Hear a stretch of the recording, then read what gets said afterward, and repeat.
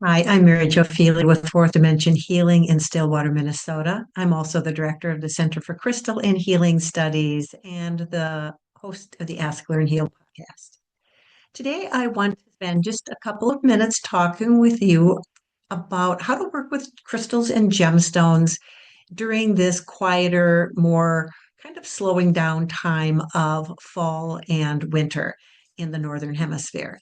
So, one of the things I think it's real important for us to talk about right away is that if you've heard any of my other videos, watched and learned, studied with me, you are going to know that I have a system of elements that I work with: earth, fire, water, wind, and storm. I work with this system of elements with crystals and understanding how to work with gemstones and crystals to support healing. And I actually also work with this system when I am working with energy healing.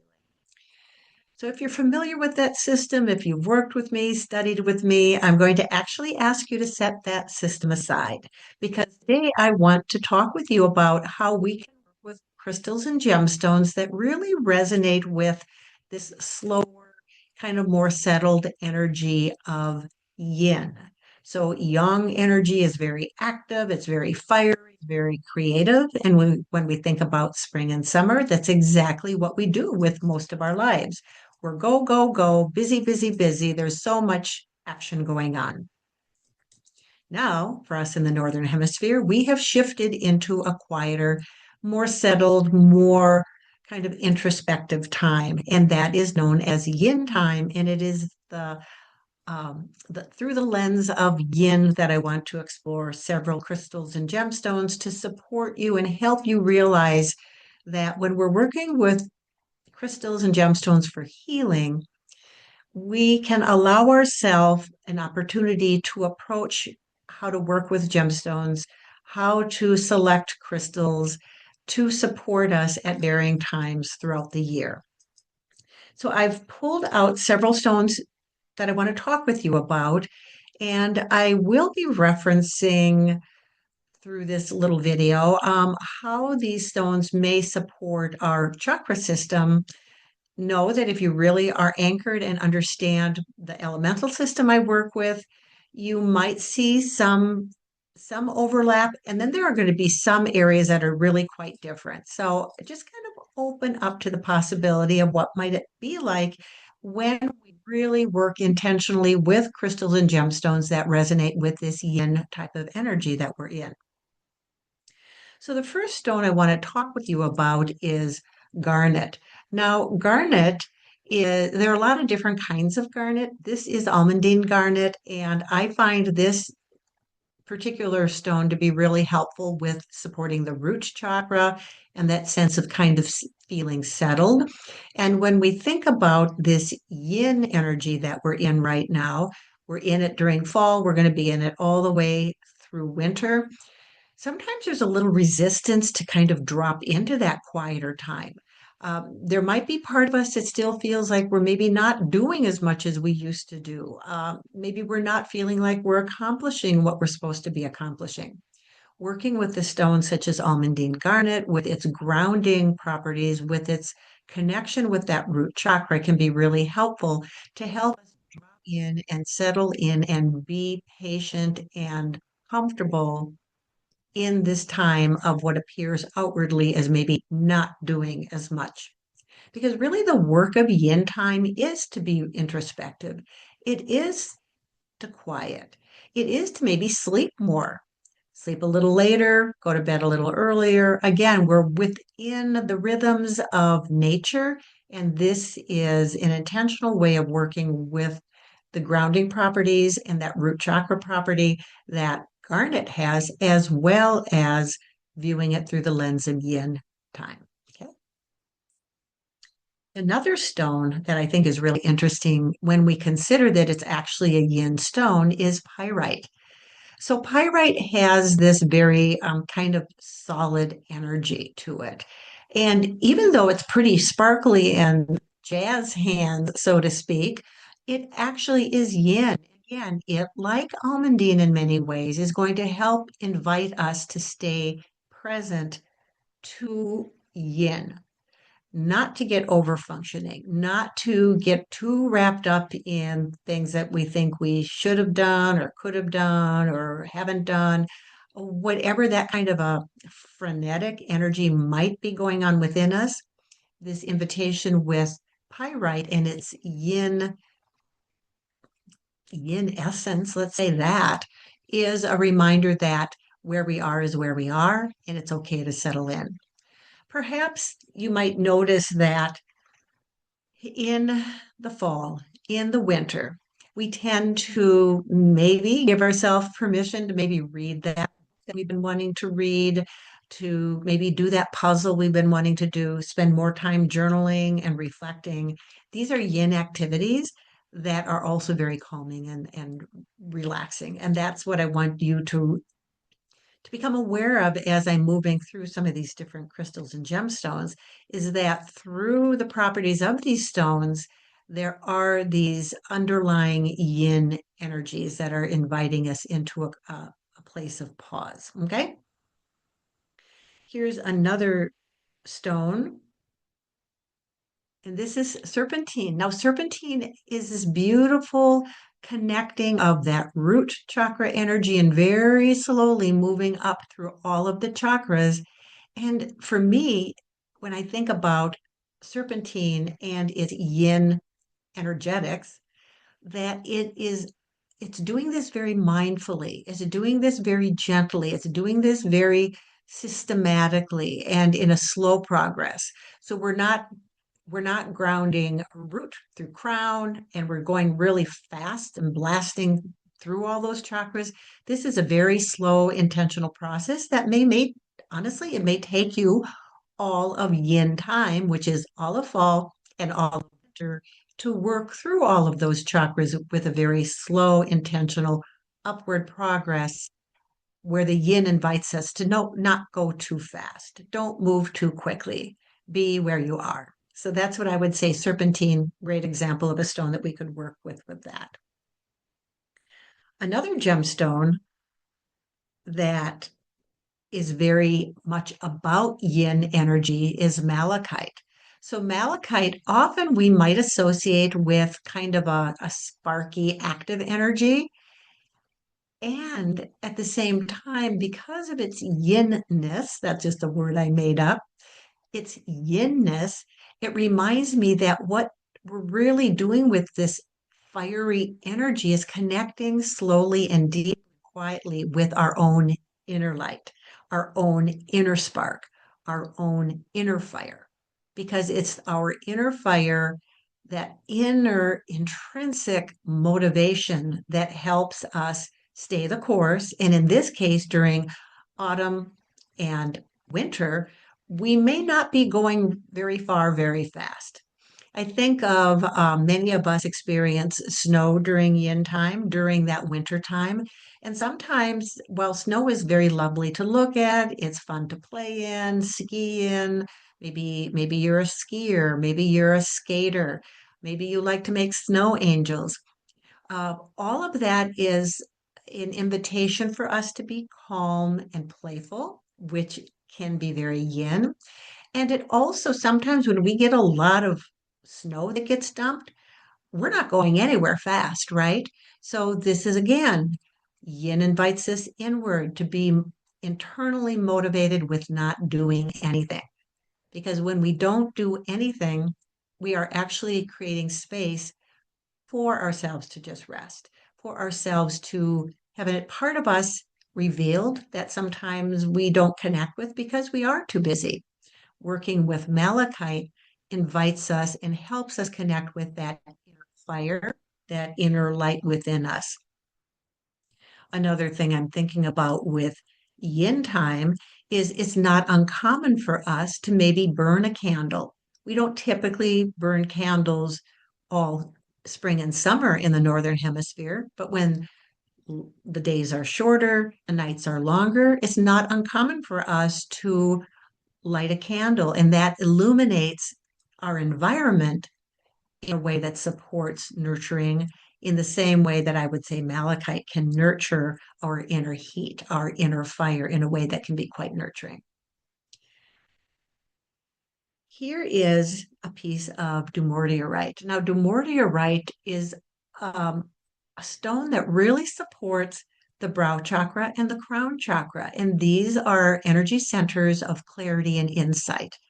When we are super, super busy, when we're overthinking, overfunctioning, overdoing, there's not a lot of quiet centeredness that allows us to be able to connect with our inner clarity and our inner guidance. Being the yin stone that it is, working with a piece of dumortierite could be a wonderful way to really connect in with that brow and chakra in a way that's a little bit different than if you were working with it through the context, perhaps, of some of the elemental structures that I talk about in my other videos and that I work with. Okay, so dumortierite is a real wonderful stone to support that yin quieting, dropping into that brow and crown chakra. Another stone that's similar in some ways to dumortierite is iolite. And iolite also brow and crown chakras. And this is how do we drop into quietness? How do we allow?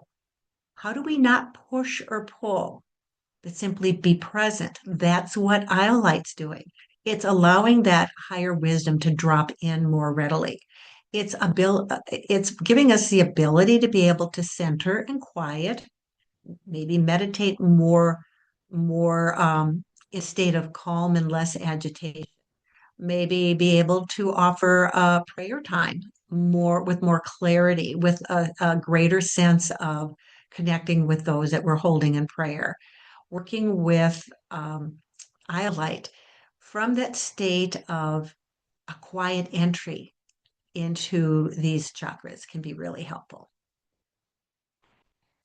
Now, there are a couple other stones that I want to show you today. And the first one is blue kyanite.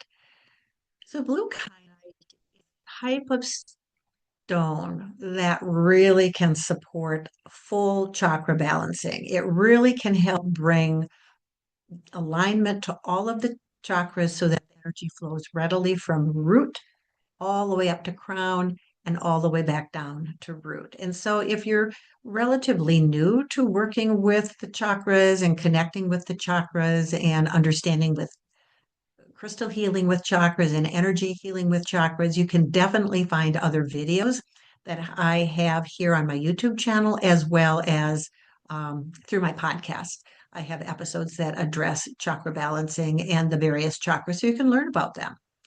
So, blue kyanite, because of its ability to balance all of the chakras and also being a yin stone, my sense is that it really helps to slow down and bring in a steady presence and a steady awareness and a steady patience. All of these are qualities of yin through each of the chakras. So, unlike some real active energies where we're really clearing all those chakras really actively and really fast, this yin blue kyanite is doing it very slowly and methodically.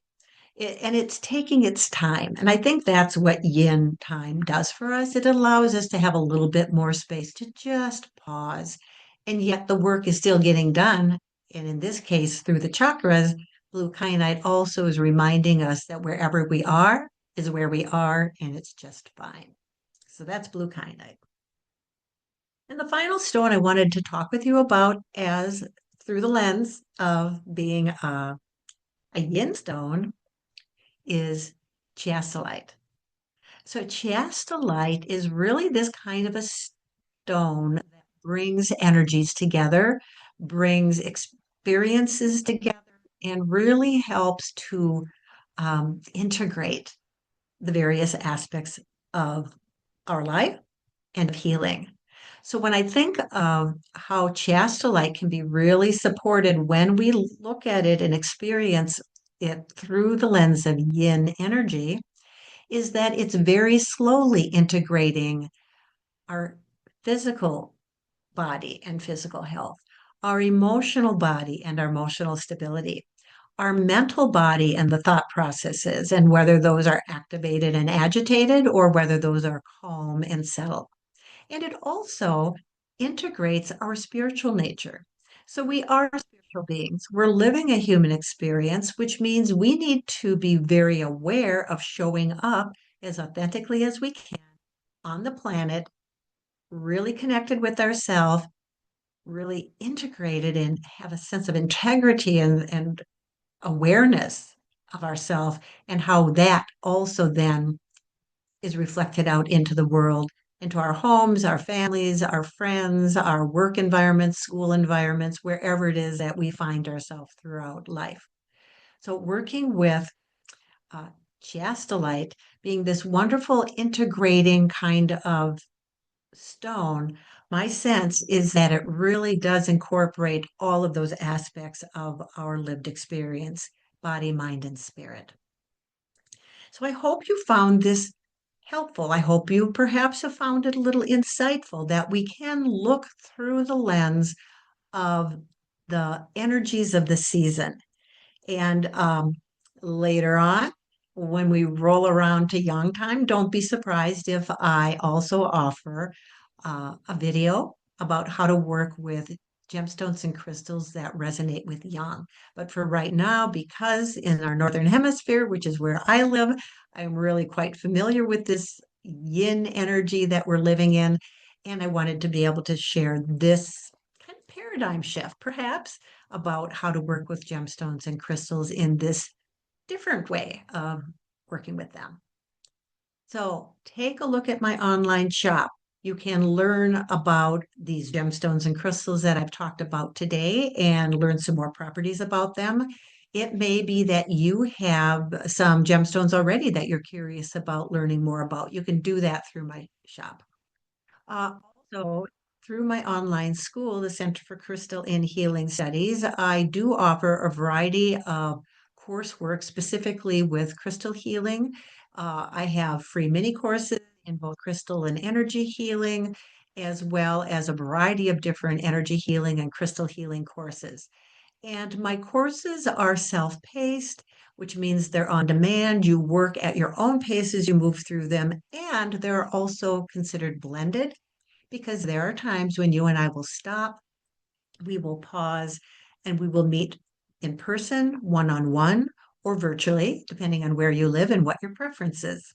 So, do take a look at the links below this video to learn more about how you can really explore energy and crystal healing through my school. And finally, I do have podcasts, the Ask, Learn, Heal podcast, and I have a variety of episodes available from self care and energy healing and chakras and crystal healing and light language as well. So you can take a look at those podcast episodes. And my podcast episodes also include guided meditations, which you can also continue to work with to further your self healing. Please reach out to me if you have questions. A great way to do so is to send me an email. You can chat right through my website. If I'm online, do not be surprised if I chat right back. Don't let that startle you. I'm happy to answer questions and help you get a sense of how you can incorporate crystal healing into your life, and particularly with the information we've been talking about at this time, how to bring those yin energies that are happening within our environment, within our season, uh, bring that also to crystal healing. For now, if you have questions, let me know. Otherwise, I simply wish you many blessings. Be well.